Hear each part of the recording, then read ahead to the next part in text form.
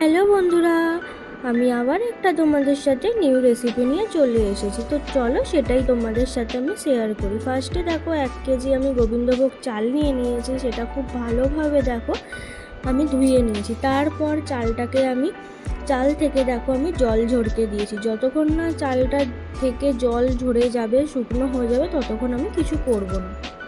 তো দেখো খুব ভালোভাবে আমি চালটাকে আমি শুকনো করে নিয়েছিলাম। তো এরপর দেখো আমি একটা জায়গার মধ্যে বেশ কিছুটা ঘি আমি গরম করে নিয়েছি। তার মধ্যে দেখো 3 থেকে 4 টিস্পুন আমি হলুদ দিয়ে খুব ভালোভাবে মিক্সড করে নিয়েছি। সেই ঘি আর হলুদটা আমি চালের মধ্যে দিয়ে খুব ভালোভাবে আমি চালের সাথে মিক্সড করলাম। এরপর আমি ওখানে দিয়ে দিয়েছিলাম যে 2 টিস্পুন আদা, 1/2 টিস্পুন হচ্ছে গোলমরিচ গুঁড়ো দিয়ে খুব ভালোভাবে মিক্স করে নিয়েছি চালের সাথে।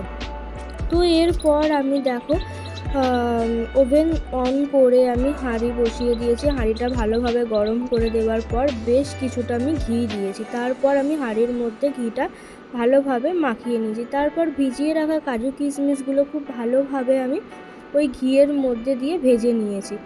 তো তারপর দেখো আমার কাজু কিশমিশগুলো ভাজা হয়ে গেছে, সামান্য গোল্ডেন হয়েছে, আর আমি তুলে নিয়েছি। তারপর এখানে গরম মশলা দিয়েছিলাম 2টো তেজপাতা, দারচিনি, এলাচ আর লবঙ্গ দিয়ে খুব ভালোভাবে দেখো ভেজে নেওয়ার পর আমি সেই সব মাখিয়ে রাখা চালটা আমি হাঁড়ির মধ্যে দিয়ে একটু ভেজে নেব।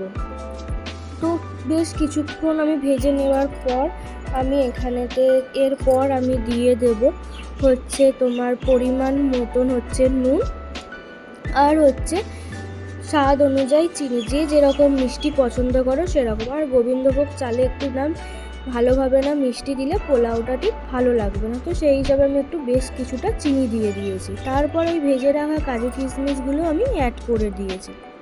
দিয়ে সব কিছু ভালো করে উপকরণ দিয়ে দেখো আমি ভেজে নিচ্ছিলাম। এরপর 1 কেজি যদি চাল থাকে, মিনিমাম আমাকে 2 লিটার জল দিতে হবে। তো দেখো সেইটাই আমি করেছি। 1 কেজি আমার চাল ছিল আর 2 লিটার আমি জল দিয়েছি। দিয়ে চিড়ে রাখা কাঁচা লঙ্কা একটা দিয়ে দিয়েছি, দিয়ে আমি কিছুক্ষণ চাপা দিয়েছি। তো দেখো চাপা খোলার পর দেখো আমার পোলাও অলরেডি রেডি হয়ে গেছে। ওপর দিয়ে বেশ কিছুটা আবার ঘি দিয়ে দিলাম। তো তারপর একটু ভালোভাবে নেড়ে চেড়ে নেওয়ার পর দেখো আমার অলরেডি রেডি হয়ে গেছে গোবিন্দভোগ চালের পোলাও। তো তোমরাও চাইলে বাড়িতে এইভাবে ট্রাই করতে পারো, আর সত্যি বলতে খেতে বেশ সুন্দর হয়েছিল। তো এই ছিল আজকে আমার রেসিপি। তোমরাই বলো কেমন হয়েছে বন্ধুরা। টাটা।